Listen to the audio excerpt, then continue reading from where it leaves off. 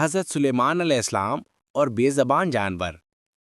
हज़रत सुलेमान अलैहिस्सलाम अल्लाह के एक कवी हैकल नबी थे। उनको अल्लाह ने बहुत सी ताकतें अता की थीं, जिनमें से एक जानवरों की ज़बान समझना भी था। एक दिन हज़रत सुलेमान अलैहिस्सलाम अपने दरबार में बैठे हुए थे कि एक मोर ने आकर उनको खबर दी कि एक बड़ा तूफान आ रहा है।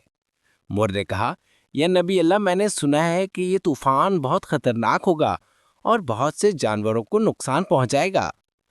हज़रत सुलेमान अलैहिस्सलाम ने फौरन अपने दरबार में मौजूद तमाम जानवरों को जमा किया और उनसे कहा, तूफान का खतरा है, तुम सब अपनी हिफाजत के लिए कोई तदबीर करो।